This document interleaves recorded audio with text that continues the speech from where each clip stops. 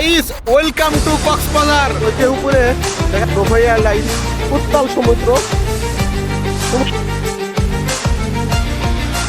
চারিদিকে শুধু ওয়াও আর ওয়াও।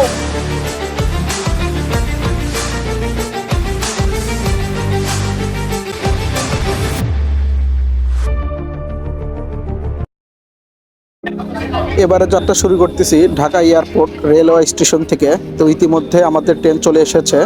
তো আজকে চট্টগ্রামমুখী লোকের অনেক প্রচুর পরিমাণে চাপ দেখতেছি।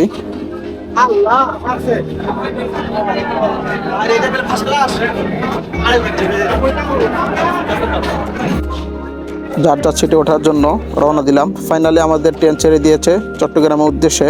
তো অনেক নদী নালা খালবিল সমস্ত কিছু পার হয়ে ট্রেন তার নিজ গতিতে ছুটে চলেছে। তো প্রকৃতির অনেক সৌন্দর্য দেখতে দেখতে আমরা ধান ক্ষেতের ভিতর দিয়ে আমরা পার হচ্ছি।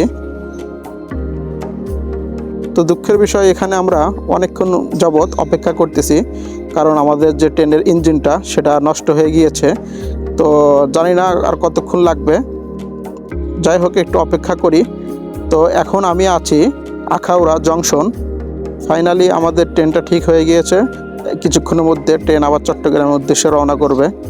তো ট্রেনে এত স্পিডে যাচ্ছিল, মনে হচ্ছে যদি একটা বগি খুলে যায় তাহলে আমাদের কি হবে সেই টেনশন করতে করতে আলহামদুলিল্লাহ আমরা চট্টগ্রাম স্টেশনে পৌঁছে গিয়েছি।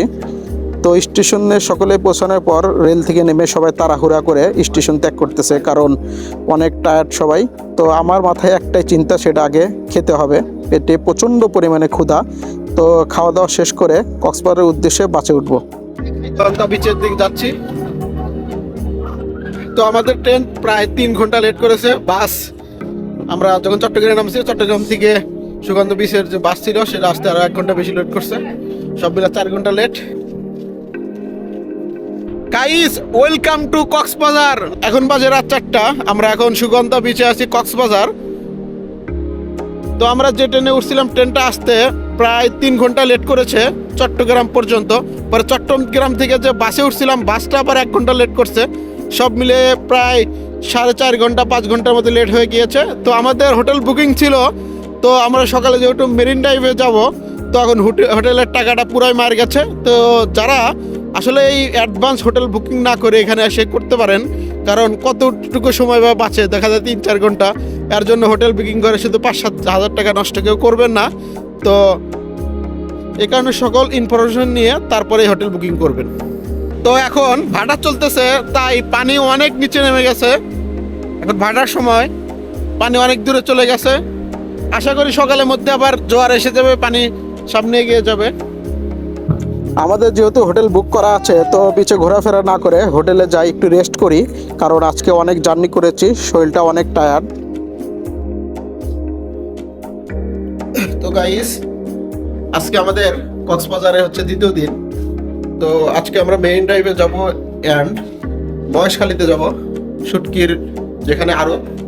আমরা এখন যে হোটেলের রুমটাতে আছি, আমাদের কালকে আসতে লেট হওয়ার কারণে আমরা যে রুমটা বুকিং করেছিলাম সেই রুমটা আমাদেরকে দেয়নি। আমরা এখন যে রুমে আছি, এই রুমের এখনও কনস্ট্রাকশনের কাজ চলতেছে। তো আমি যে রুমটাতে আছি, এই রুমে 2 জন থাকা যায়। ডাইনিংয়ের যে স্পেস আছে, ডাইনিংয়ের রুমে এখানে একটা খাটপাল আছে, 2 জন থাকা যায়। ইভেন সিঙ্গেল একটা রুম আছে, এখানেও 2 জন থাকা যায়। টোটাল 6 জন থাকতে পারবেন। আমাদের হোটেল ভাড়া 6,000 টাকা। তো এখন যেহেতু সিজন, এই কারণে এখন ভাড়াটা অনেক বেশি।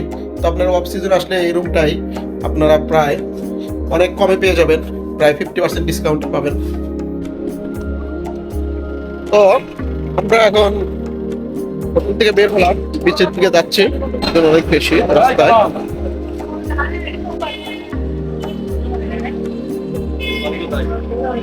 কালকে আমরা রাত 4টায় সুগন্ধা বিচের পাড়ে আসছিলাম। আপনাদেরকে আসলে দেখাইতে চাইছিলাম, কিন্তু রাত্রি হওয়ার কারণে আসলে সমুদ্রের যে গর্জনটা শুনতে পারছি, কিন্তু বাট দেখাইতে পারি নাই।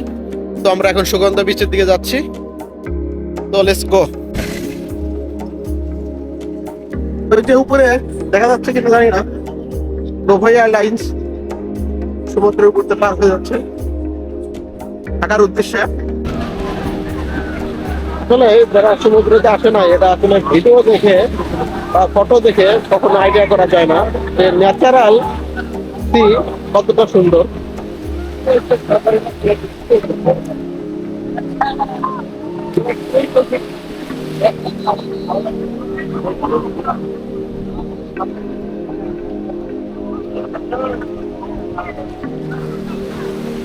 উত্তাল সমুদ্র, সমুদ্র যে কি পরিমাণ উত্তাল এটা আসলে না দেখলে বোঝার নয়। এই জোয়ার, এই ভাটা,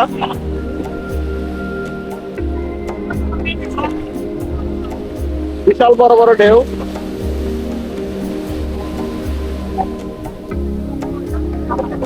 অ্যামেজিং অ্যামেজিং।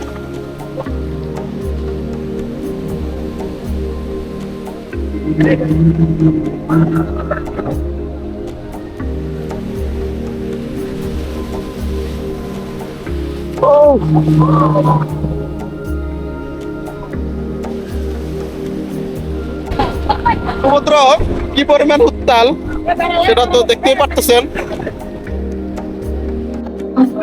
আমাদের আমাদের ইয়া কি বলে এমপি বলে নাকি? না না, ফাউন্ডার ফাউন্ডার ফাউন্ডার না,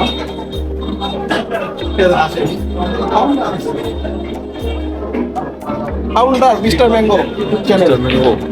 মিস্টার ম্যাঙ্গোর সাথে আমি। আমরা সকালের নাস্তা শেষ করে এখন মহেশখালীর উদ্দেশ্যে বের হয়েছি। অটো আমাদেরকে মহেশখালী যাওয়ার যে ঘাট, সে ঘাটের পাড়ে নিয়ে যাবে। আমরা মহেশখালীতে যে কিছু শুটকি পারচেস করব। আমি এর আগে কখনো এতগুলো নৌকো একসাথে দেখিনি। এখানে নৌকা আছে, পিচবোট আছে, বড় বড় ডিঙ্গি নৌকা আছে, যেটা মানে সমুদ্রে মাছ শিকার করে। তো মহেশখালী যাওয়ার একটাই রাস্তা, সেটা হচ্ছে এই নৌপথ ধরে যেতে হবে। মহেশখালী কক্সবাজারের একটি থানা। তো আমরা মহেশখালীতে যাচ্ছি। আমরা যাচ্ছি এখন মহেশখালীর উদ্দেশ্যে। একটা নতুন অ্যাডভেঞ্চার আমাদের জন্য, এই ধরনের এই কাঠের নৌকায় সমুদ্র পাড়ি দেওয়া। আমাদের নৌকা ছেড়ে দিয়েছে। তো আশেপাশে অনেক বড় বড় নৌকা দেখতে পারতেছি। সমস্ত ট্রলারগুলা মাছ শিকার করে এখানে এসে থামায়, এখান থেকে আবার রওনা শুরু করে। তো আমার ডান পাশে যে উচ্চ বড় বিল্ডিং দেখা যাচ্ছে, এটা হচ্ছে ইকোনমিক জোন। এটা কক্সবাজারের সবচেয়ে বড় নতুন ইকোনমিক জোন হচ্ছে। এখানে টারবাইনের মাধ্যমে বিদ্যুৎ উৎপন্নর ব্যবস্থা করা হয়েছে। বাম সাইডে দেখতে পারতেছেন অনেক বড় বন। আসলে প্রকৃতি যে কত সুন্দর, না দেখলে বোঝা যায় না।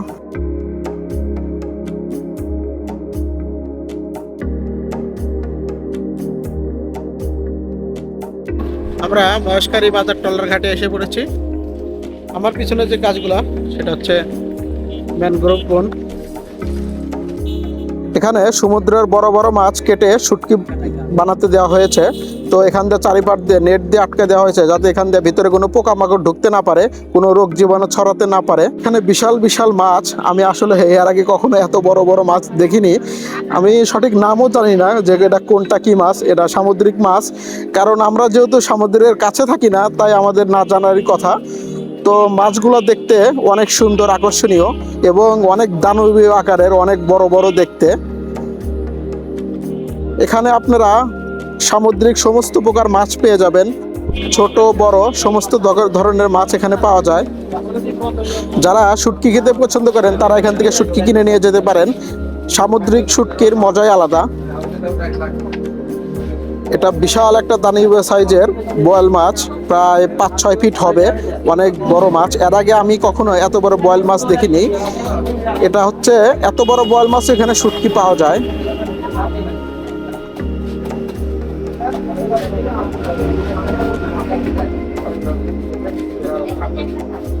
তো আমরা খাওয়া দাওয়া শেষ করে আমরা এখন কক্সবাজারের উদ্দেশ্যে আবার রওনা দিয়েছি।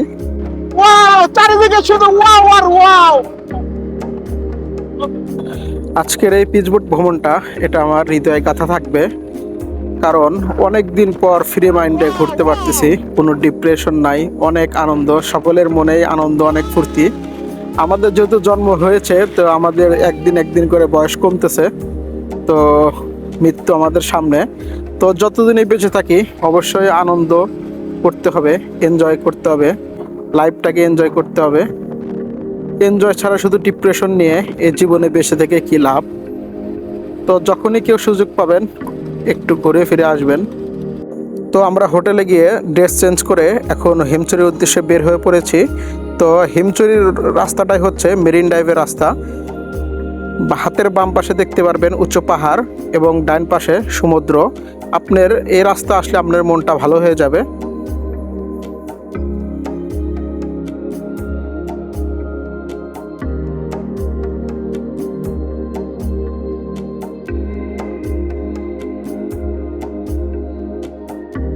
গাইস, আমি এখন হিমছড়িতে উঠতেছি পাহাড়ে। সকালে ওদিক দিয়ে সিঁড়ি দিয়ে উঠতেছে। আমি অ্যাডভেঞ্চার আমার অনেক ভালো লাগে, তাই অ্যাডভেঞ্চার করার জন্য আমি সোজাসুজি পাহাড় থেকে খাড়া উঠতেছি, সিঁড়িতে উঠি নাই। পাহাড়ের দুর্গম পথ অনেক উঁচুতে উঠে ফেলেছি, যেহেতু সিঁড়ি ছাড়া, তো একটুটা কষ্টটা বেশি হচ্ছে।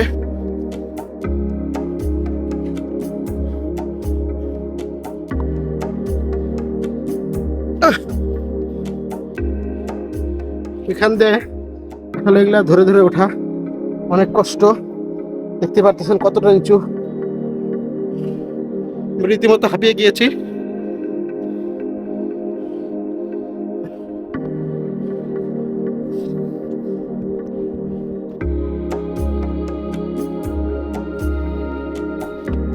মোটামুটি অনেক উপরে উঠে এসেছি।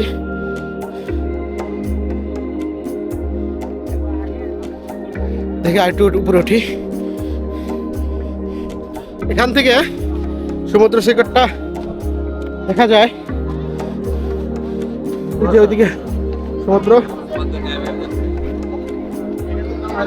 আমি এখন হিমছড়িতে আছি। হিমছড়ির যে পাহাড় টিলা, সেই টিলাতে আছি। দেখতে পারতেছেন আমার পিছনে টিলা। তো আসলে টিলাটা অনেক উঁচু, আশেপাশে অনেক জঙ্গল, প্রাকৃতিক পরিবেশ, ন্যাচারাল ভিউ। হিমছড়ি পাহাড়ের উপর থেকে সমুদ্রটা তাকে উপভোগ করা যায়। আর এটা হচ্ছে আমার পিছনে যেটা দেখতে পাচ্ছেন, এটা ঝর্ণা। এটা আসলে আর্টিফিশিয়াল ঝর্ণা, অরিজিনাল ঝর্ণা এখনো পানি নেই, কারণ পানি শুকিয়ে গিয়েছে। তো এখানে পর্যটকদের কারণে এখানে আর্টিফিশিয়াল ঝর্ণার ব্যবস্থা করে রাখা হয়েছে। তো যখন বর্ষাকাল আসে তখন প্রচুর পরিমাণে এখান থেকে পানি ফ্লো করে। আমরা ভিডিওর শেষ প্রান্তে চলে এসেছি। আমি চেষ্টা করেছি কক্সবাজারের যে মেইন পয়েন্টগুলো সেগুলো দেখানোর জন্য। তো নেক্সট ভিডিওতে দেখা হচ্ছে বাংলাদেশের প্রবাল দ্বীপ সেন্ট মার্টিন থেকে। ভিডিওটা যদি আপনাদের কাছে ভালো লেগে থাকে অবশ্যই আমার চ্যানেলটিকে সাবস্ক্রাইব করবেন অ্যান্ড একটি লাইক দিয়ে দিবেন, ফ্রেন্ডের সাথে শেয়ার করবেন। আমি চেষ্টা করব বাংলাদেশ এবং ইন্টারন্যাশনাল যত টুরিস্ট প্লেস আছে সমস্ত জায়গা কভার করার জন্য। তো আপনারা আমাকে সাপোর্ট করবেন। তো দেখা হচ্ছে, আল্লাহ হাফেজ।